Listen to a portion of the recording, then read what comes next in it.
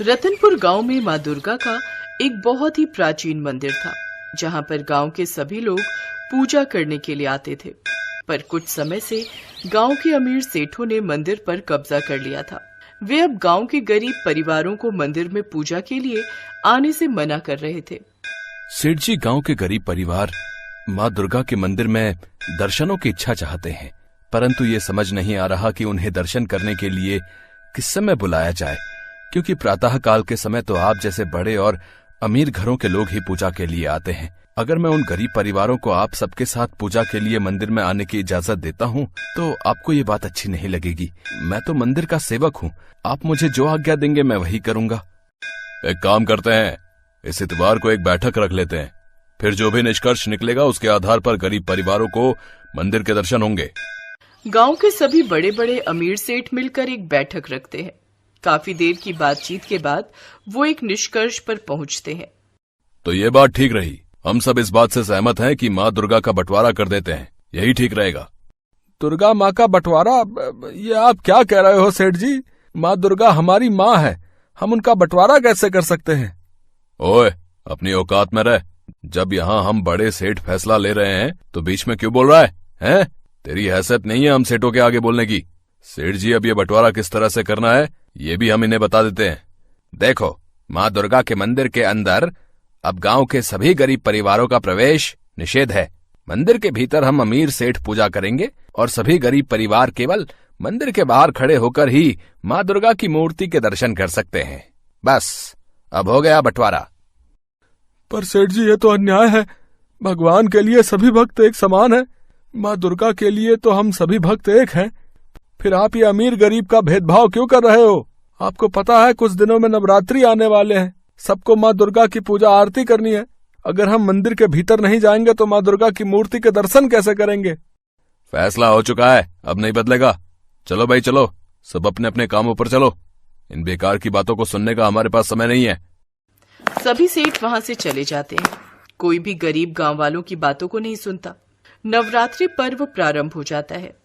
अमीर सेठ माँ दुर्गा की पूजा आरती के लिए मंदिर के भीतर प्रवेश करते हैं, पर गरीब बेचारे मंदिर के बाहर से ही माँ दुर्गा के दर्शन कर रहे थे।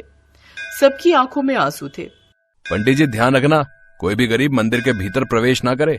मंदिर के भीतर हम सभी सेठ रहेंगे और ये सब गरीब बाहर से ही दर्शन करके घर जाएंगे।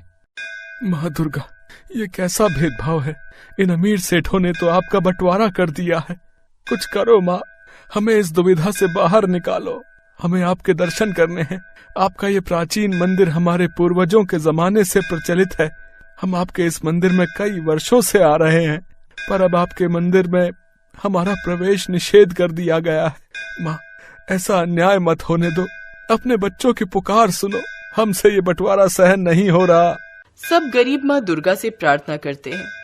अपने भक्तों की दर्द भरी पुकार सुनकर माँ दुर्गा की आंखों से भी अश्रु बहने लगते हैं और वो क्रोध में आ जाती हैं।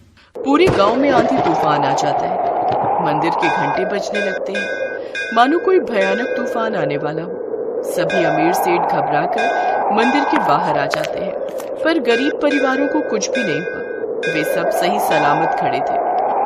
ये सब क्या हो रहा है? ऐसा लग रहा है गांव में कोई तूफान आने वाला हो, परंतु गांव के गरीब परिवारों पर तो कोई संकट आया ही नहीं। वो सब तो आराम से खड़े, फिर हम क्यों दुविधा में?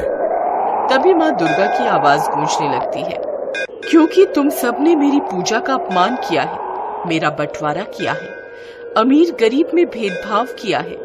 इसीलिए आज मैं तुम सभी अमीर सेठों पर क्रोधित हूँ। तुम सब अमीरों को अपने धन का इतना घमंड है, मैं तुम्हें क्षण भर में निर्धन बना सकती हूँ। मैं अपने सीधे साधे भक्तों को उनकी पूजा का फल अवश्य दूंगी और इस गांव के जितने भी गरीब परिवार हैं, जिन्होंने मेरी सच्चे मन से पूजा की है, अब उनके घर भी धन धान्य से भरपूर रहेंगे। परंतु तुम सब अमीर सेठ मेरे क्रोध का शिकार हो जाओगे। नहीं नहीं माँ, ऐसा मत करो, हमें क्षमा कर दो। हमें अपनी भूल का एहसास है, हमसे बहुत बड़ी गलती हो गई। माँ, अब हम कभी भी किसी अमीर गरीब में भेदभाव नहीं करेंगे। हाँ, आपकी पूजा सबको करने का अधिकार है, हमें क्षमा कर दो माँ। माँ दुर्गा तो करुणा की देवी है। जब भी कोई भक्त उनसे अपनी भूल की क्षमा मांगता है तो वो उन्हें क्षमा कर देती हैं। उस दिन के बाद रतनपुर गांव में कभी भी अमीरी गरीबी का भेदभाव नहीं हुआ। अब सब एक साथ मिलकर माँ दुर्गा के मंदिर में पूजा करने लगे।